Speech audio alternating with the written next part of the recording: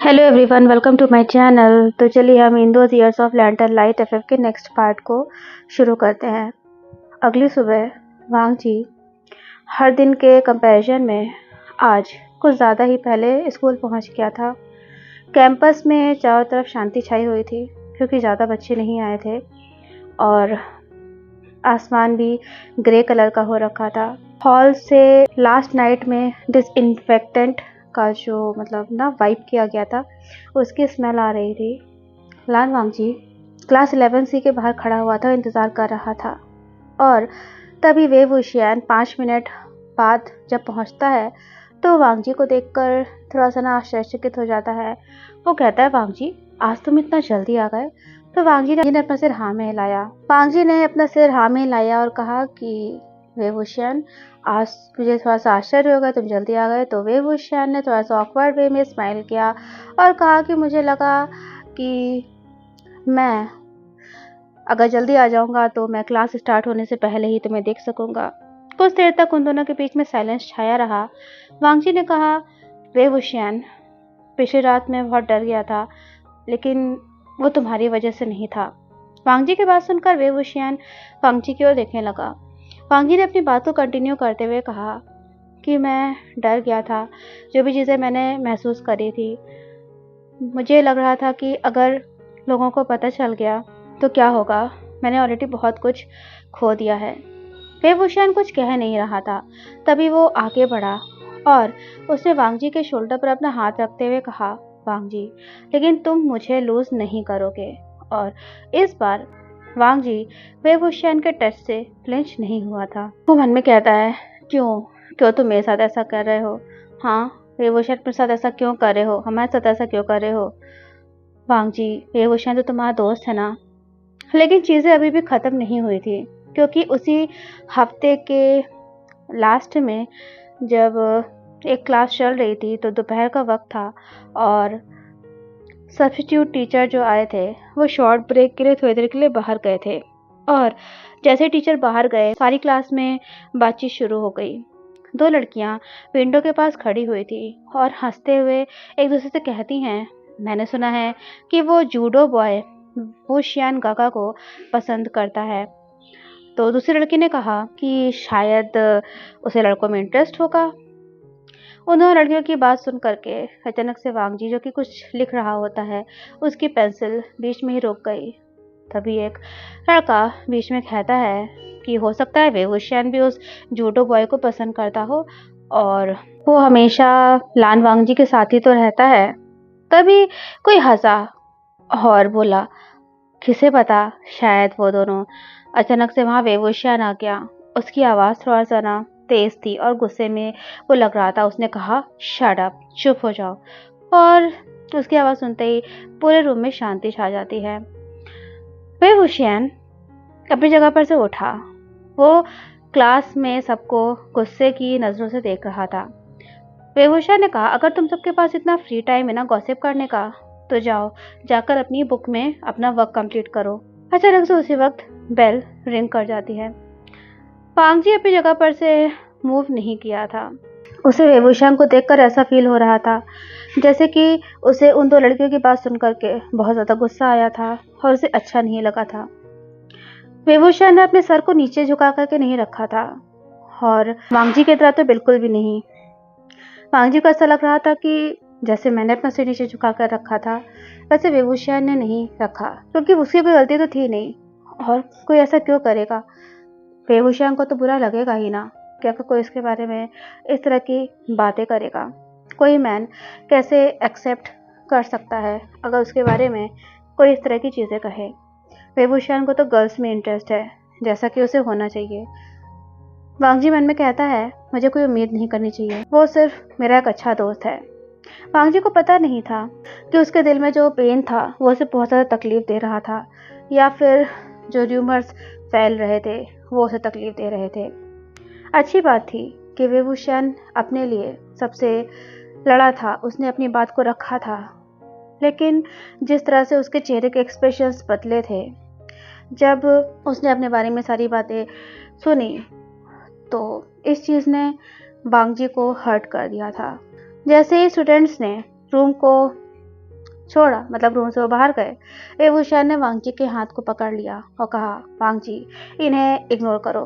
वांग जी ने कहा, मुझे आदत है सब की, मेरा मतलब है मुझे कोई फर्क नहीं पड़ता है। झूठ। वेवूशियान ने गुस्से में कहा, वांग जी, तुम्हें सबकी आदत नहीं पड़नी चाहिए। वांग जी वेवूशियान की ओर देखने लगा। एक सेकंड के लिए, सिर्फ एक सेकंड के लिए उससे ऐसा महसूस हुआ जैसे कि उसने वेवूशियान की आंखों में अपने लिए केयर देखी थी, और जिस तरह से उसकी और वेवूशियान की आंखें एक दूसरे से मिली थी। एक चीज़ तो क्लियर थी कि वेवूशियान उन स्टूडेंट्स पर गुस्सा था क्योंकि उन्होंने लान वांगजी के नाम को मेंशन किया था। वो अपने लिए इतना नाराज नहीं था जितना कि वो वांगजी का नाम लिए जाने से बहुत नाराज था। और ये चीज़ ऐसी थी जिसने वांगजी के दिल में थोड़ी सी वार्मथ को ला दिया था। एक बार फिर से उसने खुद से कहा कि वो उम्मीद कर सकता है, ये उम्मीद कि कोई उसके सपोर्ट में खड़ा रहेगा, कोई सपोर्ट करेगा। एक उम्मीद कि प्यार को छुपा करके रखे जाने की ज़रूरत नहीं है। एक उम्मीद कि शायद वो और वेवूशियान एक दूसरे के साथ इनफ थे, मजबूत थे कि वो लोगों का सामना कर सकें एक साथ, एक दोस्त की तरह या फिर कुछ और। स्प्रिंग का मौसम धीरे धीरे उस स्मॉल टाउन पर आने लगा था। मतलब चारों तरफ लोगों को महसूस होने लगा था कि स्प्रिंग आ चुका है, और लोगों की छतों पर, यानी कि जो घर के रूफटॉप्स होते हैं ना, वहाँ पर स्नो फ्रॉस्ट आने लगा था और वेट अर्थ की सेंट आने लगी थी। और इस चीज़ के साथ स्कूल ईयर का एंड भी आ चुका था, मतलब स्कूल ईयर का फाइनल टाइम आ चुका था, और फेयरवेल फंक्शन की एक्साइटमेंट चारों तरफ देखने को मिल रही थी। पोस्टर्स लगाए जा रहे थे जिन पर कई सारी चीज़ें लिखी गई थी। गर्ल्स ग्रुप्स में डांस प्रैक्टिस कर रहे थे स्टाफ रूम के पीछे, और बॉयज डिस्कस कर रहे थे कि वो एक साथ क्या वेयर करेंगे। हालांकि ये सब कुछ ही मैटर नहीं करता था कि सबको एक चीज़ बहुत अच्छे से पता थी कि फेयरवेल फंक्शन का मतलब था कि ये गुड बाय है। गुड बाय का मतलब कि शायद फिर वो अपने दोस्तों से फिर दोबारा ना मिल सके। यूनिफॉर्म्स को गुड बाय, जो स्कूल की यूनिफॉर्म्स वो पहनते थे, उनकी नीज में जो चोटें लगती थी, और उनकी वो बेंचेस। स्कूल को छोड़ना एक लाइफ टाइम के लिए एक मेमोरी थी, और उन्हें पता था कि अब ये मोमेंट उनकी लाइफ में दोबारा नहीं आ पाएगा। कई सारे स्टूडेंट्स के क्रशेस थे जिनसे वो अपने दिल की बात नहीं कह पाए थे, और जो शरारतें वो एक दूसरे के साथ किया करते थे। किसी किसी के लिए स्कूल का फेयरवेल का मतलब था आज़ादी मिलना। आज़ादी मतलब कि वो अपनी मनमानी चीज़ें कर सकते हैं, लेकिन वांगजी के लिए इसका मतलब कुछ और ही था। वांगजी के लिए स्कूल से फेयरवेल का मतलब था कि उसके पास जो सिर्फ एकमात्र उसका स्पेस था जहाँ पर वेवूशियान सिर्फ और सिर्फ वांगजी को बिलोंग करता था, वांगजी अब उसे खो देगा। हालांकि थैंकफुली अभी भी उनके पास एक और साल था, और अभी के लिए वो प्रिपेयर कर रहे थे कि उन्हें अपने सीनियर्स को कैसे फेयरवेल विश करना है। कुछ समय से वांगजी सही से नहीं सो पाया था। अक्सर उसकी आंखें खुल जाती थीं और वो सीलिंग फैन की तरफ देखा करता था। इंतज़ार करता था कि कब लान कुरैन के कदमों की आवाज़ उसके कानों से दूर होगी ताकि वो चैन से सांस ले सके। वांगजी के पिलो में अभी भी ओल्ड कैसेट्स की ना सेंट उसे फील होती थी। हल्की हल्की सी मेटेलिक और मैग्नेटिक डस्ट उसे महसूस होती थी, और कभी कभी जब वांगजी इस चीज़ को श्योर कर लेता था, उसे पता चल जाता था कि अब लान कुरैन वहाँ पे नहीं है, तो वो धीरे से वेवूशियान की वॉइस को फिर से सुनना स्टार्ट करता था। वही वॉइस जिसमें वेवूशियान ने द फर्स्ट इंटॉक्सिकेशन नामक एक सॉन्ग को रिकॉर्ड किया था। वेवूशियान का वो सॉन्ग बहुत ही सॉफ्ट वे में प्ले किया करता था, जैसे कि वो एक सीक्रेट था जो कि वांग जी के दिल में समाया हुआ था। उस इंसिडेंट के बाद से वांग जी और वै वुशेन की ज़्यादा बात नहीं हुई थी, लेकिन एक दोपहर लाइब्रेरी में जब किसी को इस बारे में पता चल गया था। थर्सडे का दिन था, बहुत ज़्यादा गर्मी थी और हर कोई पेड़ की छांव में खड़ा हुआ था और खुद को ना गर्मी से बचाने की कोशिश कर रहा था। फिर वुशेन ने वांग जी को अपनी ओर बुलाया। उसके पास काफ़ी सारी सेकंड हैंड बुक्स थीं जो कि उसने चाइनीज़ टीचर से बोरो करी थी।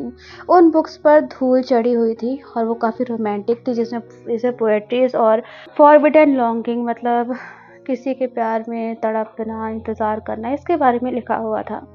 वै वुशेन ने धीरे से वांग जी के हाथ में एक नॉवल को देते हुए कहा, वांग जी, मुझे ना एक कॉल मिला है और ये ना थोड़ा सा ना वैसा टाइप का है। तो वांग जी एकदम से चौंक गया। उसके मतलब उसे यकीन नहीं हो रहा था कि वै वुशेन उसे क्या कह रहा है। वो कहता है, वै वुशेन, तुम ना मुझे हमेशा मतलब ऐसी बातें बोलते हो। तो वै वुशेन ने जवाब देते हुए कहा, क्योंकि वांग जी हमेशा ऐसे ही होता है, मैं तुमसे कहता हूँ लेकिन तुम समझते नहीं हो। तभी उसने वांग जी के बगल में चेयर रखी और वो वांग जी के बहुत बहुत ज़्यादा क्लोज होकर के बैठ गया। वो कहता है, वांग जी, मुझे समझ में नहीं आता है कि लोग प्यार के बारे में इतना मतलब बिना डरे कैसे लिख सकते हैं, जैसे कि दुनिया उन्हें देख ही नहीं रही है।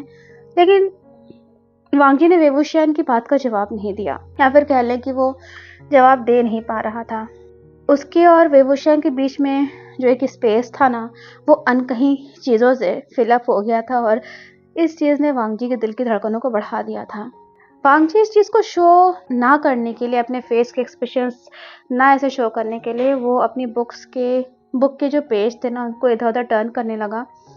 लेकिन उसे उनमें लिखे हुए वर्ड्स बिल्कुल भी समझ नहीं आ रहे थे। तभी वै वुशेन ने अचानक से सॉफ्ट वॉइस में कहा, जो कि पहले से भी ज़्यादा सॉफ्ट थी। उसने कहा, वांग जी, क्या कभी कभी तुम सोचते हो कि अगर किसी ने हमारे बारे में लिखा तो वो क्या कहेंगे? अचानक से वांग जी का दिल मानो धड़कना भूल गया हो। उसने कहा, हमारे बारे में? तभी वै वुशेन वांग जी के नज़दीक गया और उसके ओर झुकते हुए बोला, हाँ, तुम और मैं, दो बॉयज़ एक ही बेंच पर, जो कि टेक्स्ट बुक्स के पीछे एक दूसरे से बातें किया करते हैं। मुझे यकीन है कि कोई ना कोई इस बारे में ज़रूर लिख रहा होगा। इससे पहले कि वांग जी कुछ कह पाता, अचानक से एक आवाज़ आई, लज्जा। उस आवाज़ को सुन करके वै वुशेन और वांग जी दोनों ही चौंक गए। वो वेन चाओ था। वो वांग जी और वै वुशेन की तरफ घूर कर देख रहा था और उसको देखकर पता चल रहा था कि उसने कुछ तो महसूस किया ही है। वै वुशेन वो पहला पर्सन था जिसने रिकवर किया था। उसने हंसते हुए कहा, ओ ओ ओ वेन चाओ, ऐसे ना चोरी छुपके मत आया करो। वेन चाओ की स्माइल थोड़ी सी प्लेजेंट थी, लेकिन वो वांग जी और वै वुशेन की ओर काफ़ी इंटरेस्ट से देख रहा था। वो कहता है, वांग जी और वै वुशेन, तुम दोनों यहाँ पर अकेले क्या कर रहे हो? तो वांग जी ने तभी कहा, पढ़ रहे हैं।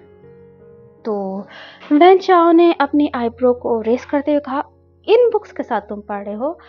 तभी उसने एक बुक को उठाई जो कि वै वुशेन ने ओपन छोड़ दी थी। वो कहता है कि इन बुक्स में तो काफ़ी रोमांटिक चीज़ें लिखी हुई हैं जो कि हमारे सिलेबस से तो बिल्कुल बाहर है।